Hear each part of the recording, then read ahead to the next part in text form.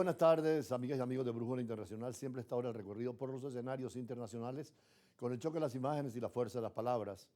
Después de la Segunda Guerra Mundial, el mundo se dividió entre el muro de Berlín, que era en la parte comunista Rusia y China, influencia determinante en el Extremo Oriente, y en el mundo occidental con Estados Unidos y la Unión Europea. Después de la caída del muro de Berlín, la situación geopolítica cambió. En el caso de Vietnam, se fue separando de lo que era la Unión Soviética de su tiempo. China tuvo un acercamiento extraordinario con Vietnam. De hecho, se dice que los Estados Unidos salieron prefiriendo que China ocupara ese espacio y no los soviéticos en su línea de confrontación con Occidente. Lo cierto es que ahora el presidente Putin quiere rehacer lo que era el imperio de los zares o la vieja Unión Soviética con la nueva Rusia. Por eso su visita a Corea del Norte, para afianzar los lazos de amistad y cooperación militar. Y ahora con Vietnam, que además es una economía mixta, donde se le ha dado éxito a la propiedad privada y a las inversiones internacionales. Por cierto, muchos de los modelos que en el tercer mundo se siguen son los de Vietnam. Aquí tuvimos al embajador de Vietnam y nos está hablando precisamente de esa economía mixta, donde se favorece la propiedad privada, pero también el respeto a los derechos humanos y además la seguridad jurídica para la inversión extranjera. Pero es parte de la nueva división del poder mundial, donde Rusia sigue con China afirmándose en el Asia y en el Lejano Oriente, mientras que en el caso de Estados Unidos prefiere la Unión Europea y acercarse al Medio Oriente. Veamos. Vladimir Putin continúa su gira por Asia. El presidente de Rusia inició el jueves una visita de Estado a Vietnam, al que Rusia ha estado suministrando armas durante décadas, un día después de firmar un acuerdo de defensa con Corea del Norte, que preocupa a los países occidentales. Las relaciones entre Hanoi y Moscú tienen sus raíces históricas en las guerras que involucraron al Partido Comunista de Vietnam, que se benefició del apoyo militar de su hermano mayor soviético para derrotar al sur capitalista y unir al país en 1975. Al discutir la situación en la región Asia-Pacífico, hemos expresado interés mutuo en la creación de una arquitectura de seguridad confiable y adecuada que se base en los principios de no recurrir a la fuerza, la solución pacífica de disputas y donde no haya espacio para bloques político-militares cerrados. Recibir a Putin, objeto de una orden de arresto de la Corte Penal Internacional, podría irritar a los socios occidentales de Vietnam, empezando por Estados Unidos, que lo consideran un país estratégico, entre otras cosas, para la manufactura y la producción de semiconductores. Tanto el presidente de China, Xi Jinping, como el de Estados Unidos, Joe Biden, visitaron Hanoi, que intenta mantener la misma distancia entre las dos superpotencias rivales. Y en el Lejano Oriente también la disputa entre Pakistán y la India es visible, además del reparto de poder entre Rusia, China y Estados Unidos en la influencia que pueda tener en estas dos grandes subregiones.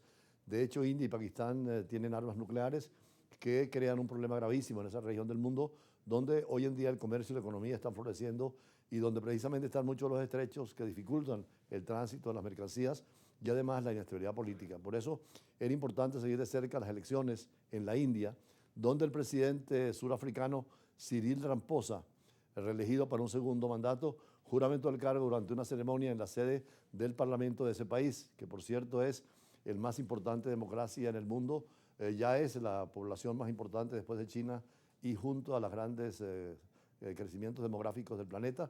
Y por otra parte es una democracia sólida que tomó de los ingleses todo lo que es el sistema parlamentario, pero mantiene la cultura y la tradición del hinduismo, que es una forma que influye fundamentalmente en esa política. Lo cierto es que estamos pendientes todo el universo de las elecciones en la India y de tranquilidad, y sobre todo que no haya confrontación militar entre la India y Pakistán. So help me God. Cyril Ramaphosa, el presidente de Sudáfrica que fue reelegido para un segundo mandato, juramentó el cargo este miércoles durante una ceremonia de investidura en la sede del gobierno en Pretoria. Al acto asistieron una veintena de jefes de Estado y de gobierno, quienes escucharon las palabras del líder del Congreso Nacional Africano, el histórico partido de Nelson Mandela. Ramaphosa, de 71 años, ganó las elecciones generales del pasado 29 de mayo, pero perdió la mayoría absoluta de la que gozaba en el Parlamento. Por eso deberá dirigir un gobierno de coalición y compartir el poder con parte de la oposición, algo inédito.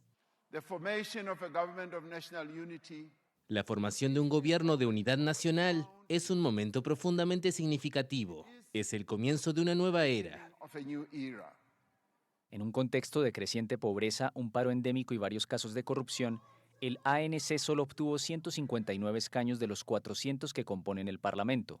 Ramaphosa, que ha gobernado Sudáfrica desde el fin del apartheid, se convirtió en presidente tras la dimisión de Jacob Zuma en 2018 y en 2020 fue reelegido.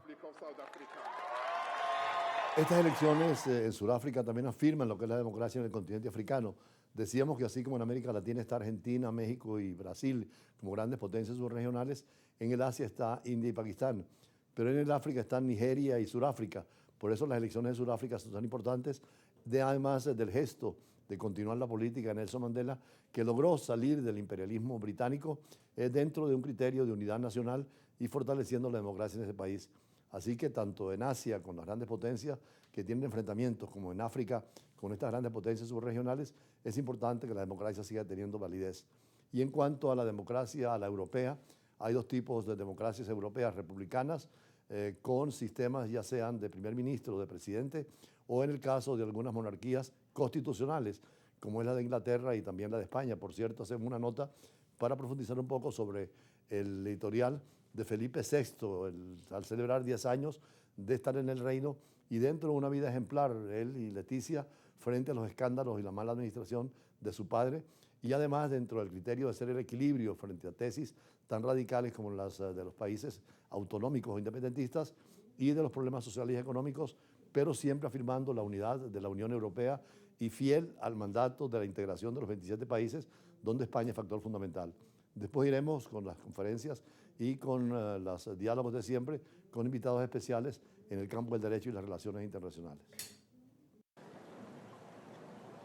La prensa española señala, y así la televisión y los medios de comunicación, las redes sociales, le dan mucha importancia a los 10 años del reinado de Felipe VI, sobre todo después de los años difíciles de Juan Carlos I, su padre.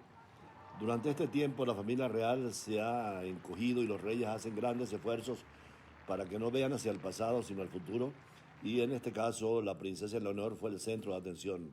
Fue emocionante, como dice El País de España, la emoción del rostro del rey al escuchar fuera de protocolo el brindis de sus hijas que hizo por la monarquía con todo el ceremonial y todos los desfiles. Fue la imagen de la jornada un detalle que humaniza una institución marcada por el difícil equilibrio entre la jerarquía y la cercanía.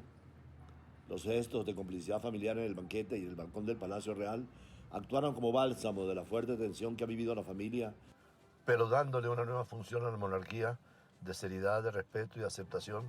Además, monarquía constitucional, donde las leyes, como dijo el rey, son la norma suprema de la vida del país y el respeto a la Constitución.